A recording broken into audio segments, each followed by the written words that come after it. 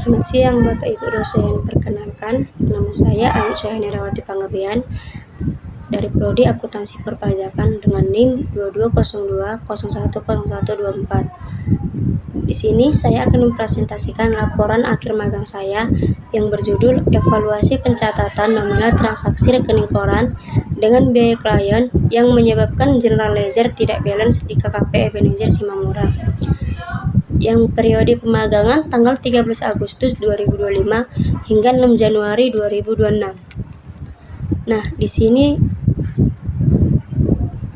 terdapat lembar pengesahan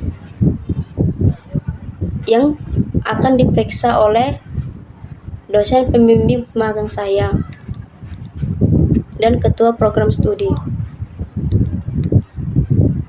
Nah, di sini ada kata pengantar. Puji dan syukur saya panjatkan kehadiran Tuhan Yang Maha Esa atas segala rahmat dan karunia-Nya sehingga saya dapat menyelesaikan laporan akhir magang dengan judul Evaluasi Pencatatan Nominal Transaksi Rekening Koran dengan Biaya Klien yang Menyebabkan General Ledger Tidak Balance di KKP Ebenezer Simamura. Laporan ini saya susun sebagai salah satu syarat kelulusan mata kuliah magang pada program studi akuntansi perpajakan di Politeknik Wilmar Bisnis Indonesia. Melalui kegiatan magang ini, saya mendapatkan kesempatan berharga untuk menerapkan teori akuntansi dan perpajakan dalam dunia kerja nyata, khususnya di lingkungan konsultan pajak. Dan saya menyadari bahwa keberhasilan pelaksanaan magang hingga penyusunan laporan ini tidak lepas dari bantuan, bimbingan, dan dukungan dari berbagai pihak. Oleh karena itu, saya ingin menyampaikan ucapan terima kasih yang tulus kepada Bapak Hendra Agustinus H. Marbun, SE MSI AKCE, selaku Ketua Program Studi Akuntansi Perpajakan Politeknik Wilmar Bisnis Indonesia dan selaku dosen pembimbing yang sudah membimbing saya dengan sabar dan ikhlas selama proses magang berlangsung sampai saya menyelesaikan laporan akhir magang saya. Nah, yang ketiga itu ada Kak Winnie Septiani Kagulo, AMD, selaku supervisor di KKP Ebenezer yang dengan sabar membimbing, mengarahkan, dan memberikan ilmu teknis terkait penggunaan JLWin dan Cortex selama masa pemagangan. Dan seluruh staf dan rekan-rekan di KKP Ebenezer atas kerjasama dan lingkungan kerja yang sangat mendukung. Dan yang terakhir untuk orang tua dan keluarga tercinta yang selalu memberikan dukungan moral maupun material serta doa yang tidak terputus. Nah, akhir kata saya ucapkan semoga laporan magang ini dapat memberikan banyak manfaat bagi pembaca. Nah, selanjutnya di sini ada daftar isi yang berisi tentang laporan magang, kata pengantar, daftar isi, daftar gambar, yang dimana terdapat bab 1 pendahuluan yang berisi tentang latar belakang pemagangan, tujuan kegiatan, dan manfaat kegiatan. Nah, bab 2 itu yang menjelaskan tentang profil instansi mitra, yang di dalamnya tertera sejarah singkat instansi mitra, struktur organisasi instansi, deskripsi unit kerja, dan sistem akuntansi dan perpajakan yang diterapkan.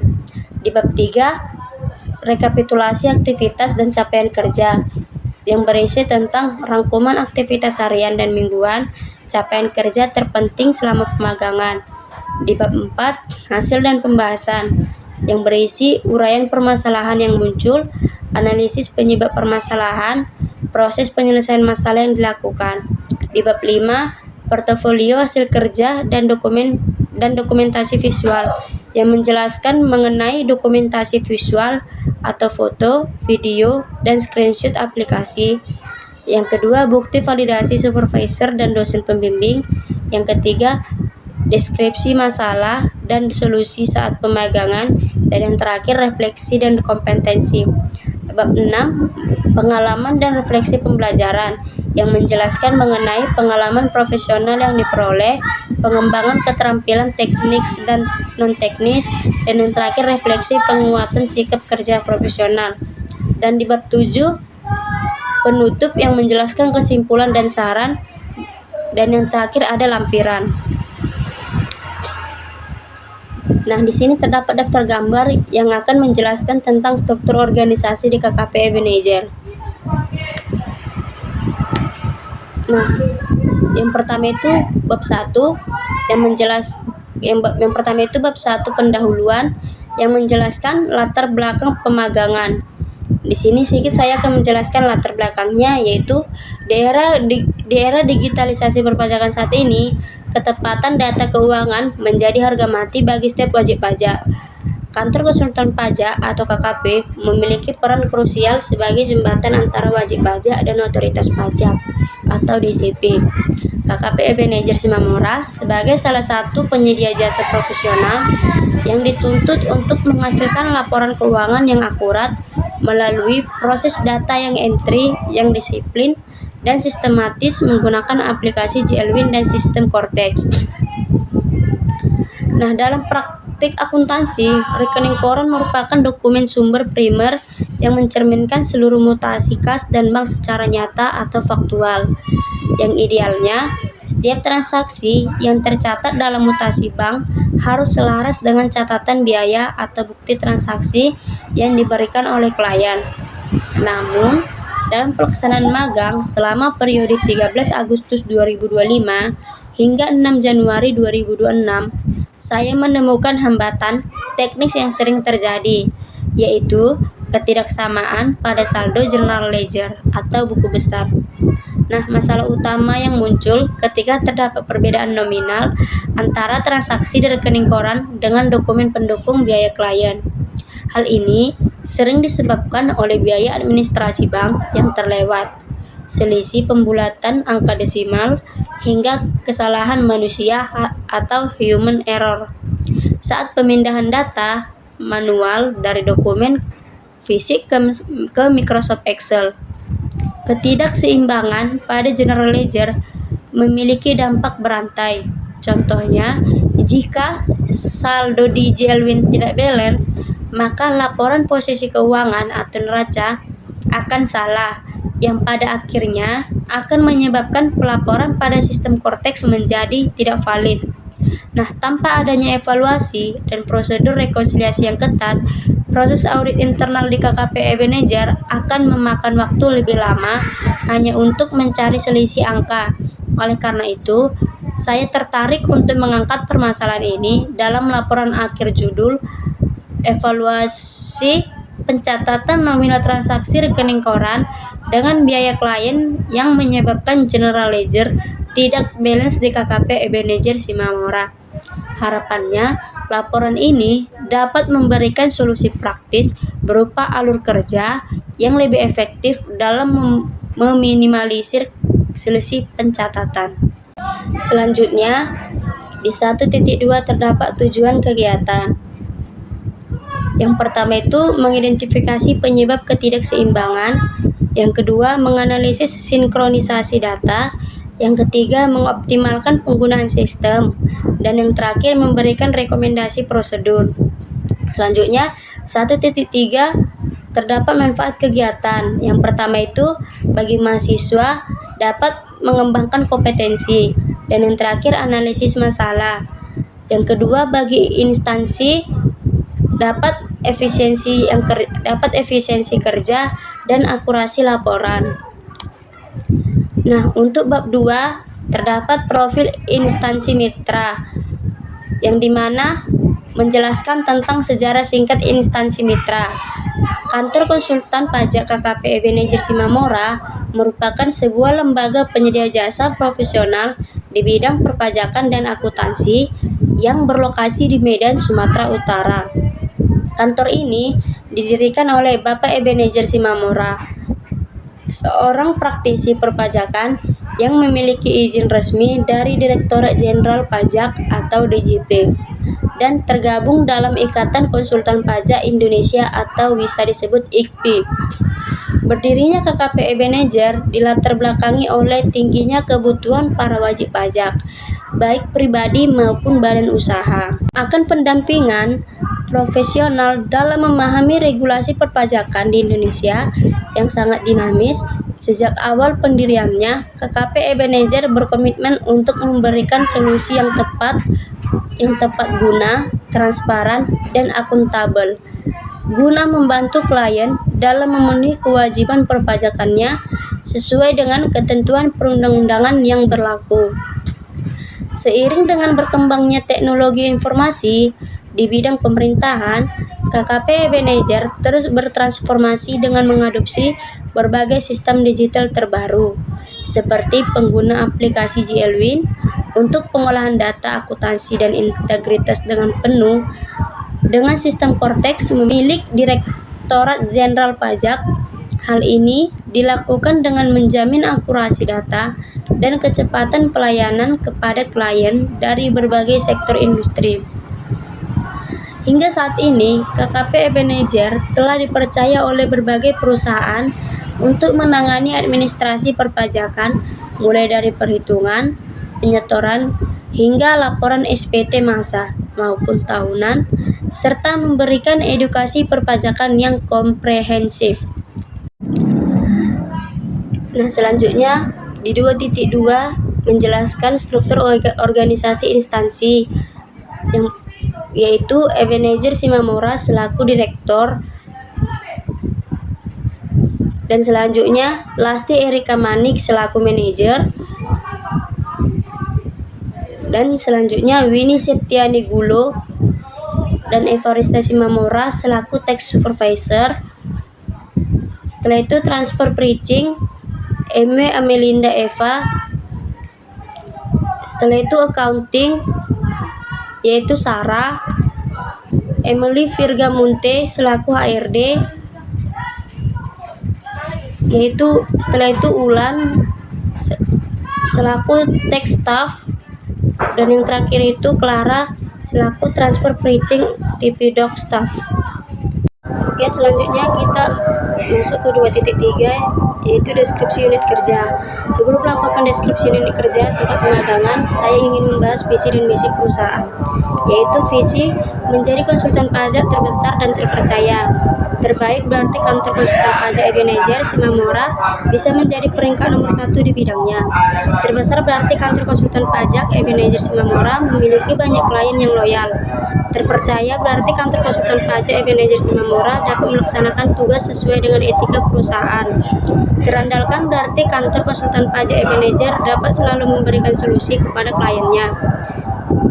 Bapak Ebenezer juga memiliki visi untuk dapat menyelesaikan tantangan-tantangan global, khususnya di bidang perpajakan. Nah, selanjutnya yaitu misi. Yang pertama itu memberikan jasa konsultasi perpajakan secara komprehensif kepada wajib pajak dalam rangka melaksanakan hak dan memenuhi kewajiban perpajakannya sesuai dengan peraturan perundang-undangan perpajakan.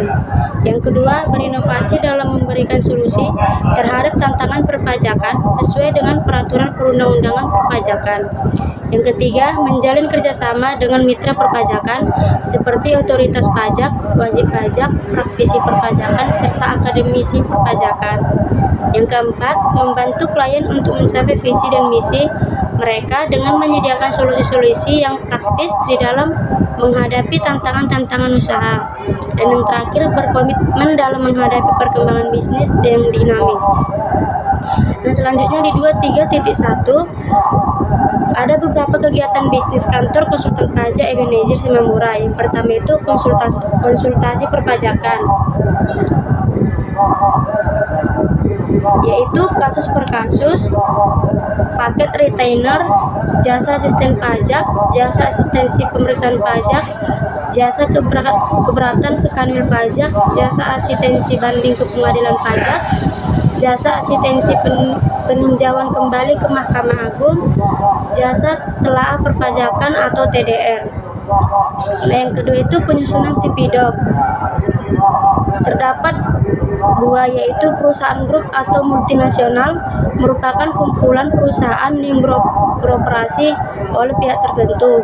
Apabila terdapat transaksi di antara kumpulan perusahaan tersebut, maka berdasarkan Peraturan Menteri Keuangan Nomor 213 PMK 03/2016 berpotensi untuk menyusun Transfer Pricing Documentation atau TPDoc sebagai upaya menerapkan prinsip kewajaran atas transaksi afiliasi.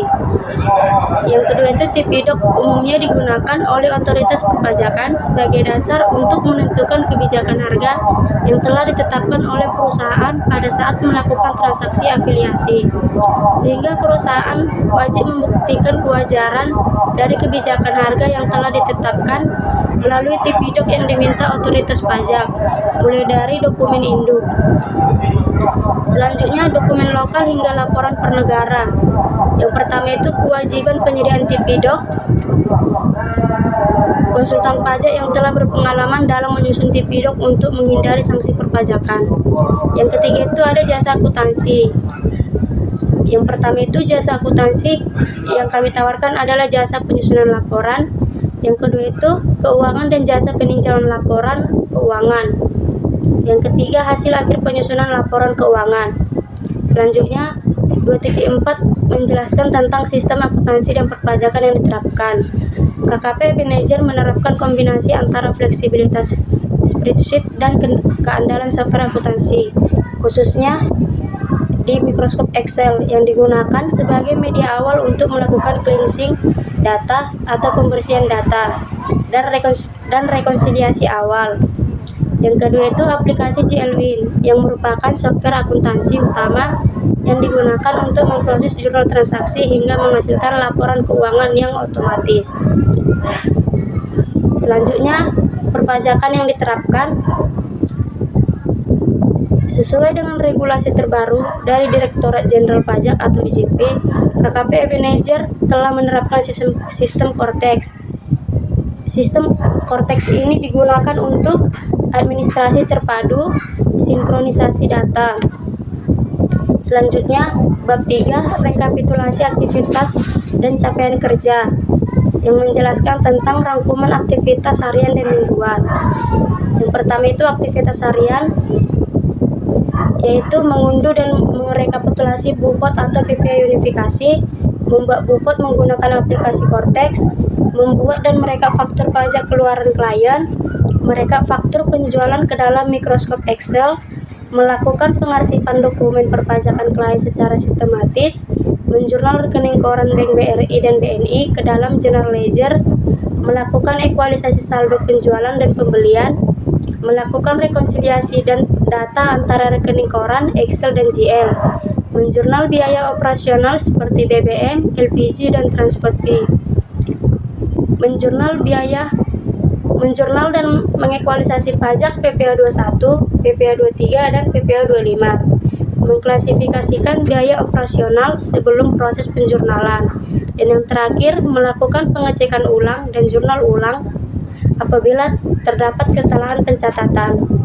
Yang kedua, aktivitas mingguan, menyelesaikan penjurnalan transaksi dalam jumlah besar secara bertahap sesuai periode bulan, melakukan rekonsiliasi dan memastikan keseimbangan saldo laporan keuangan, mengelola dan mengklasifikasikan data transaksi dalam jumlah besar menggunakan Excel, meningkatkan ketelitian dan konsistensi dalam catatan akuntansi, berkoordinasi dengan pembimbing lapangan terkait kendala teknis pekerjaan, menyelesaikan target pekerjaan meskipun terdapat kendala seperti sakit, izin, atau bencana alam, dan yang terakhir melakukan evaluasi atas kesalahan penjurnalan dan melakukan perbaikan secara profesional. Selanjutnya 3.2 yaitu capaian kerja terpenting selama pemagangan. Yang pertama itu penyelesaian jurnal rekening koran bervolume tinggi. Yang kedua, keberhasilan ekualisasi dan rekonsiliasi data. Yang ketiga, penanganan dan perbaikan kesalahan penjurnalan. Yang keempat, penguasaan administrasi perpajakan digital. Yang kelima, efisiensi pengolahan data, biaya operasional. Yang keenam, manajemen dokumen perpajakan. Yang ketujuh, ketahanan kerja dalam kondisi terbatas. Dan yang terakhir, pembuatan template kontrol Excel.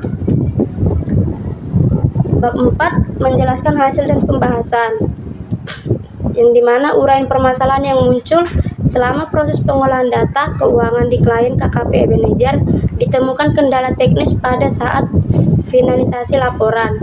Masalah utamanya adalah general ledger atau buku besar pada aplikasi JLWin tidak seimbang antara sisi debit dan kredit. Setelah ditelusuri, masalah ini berakar dari ketidaksinkronan data, human error, dan double input atau omission. Selanjutnya 4.2 yaitu analisis penyebab permasalahan. Yang pertama itu kurangnya rekonsiliasi awal, yang kedua itu kompleksitas transaksi, yang ketiga update sistem Cortex. Selanjutnya 4.3 menjelaskan proses penyelesaian masalah yang dilakukan. Untuk mengatasi masalah tersebut, saya melakukan langkah-langkah sistematis sebagai berikut. Yang pertama itu rekonsiliasi bank menggunakan Excel, koreksi pada aplikasi JLWin, validasi cross-check dengan Cortex, dan yang terakhir penerapan checklist. Selanjutnya bab 5 menjelaskan portofolio hasil kerja dan dokumentasi visual. Dan di sini tertera ringkasan laporan minggu saya yang sudah di-approve oleh dosen pembimbing lapangan saya.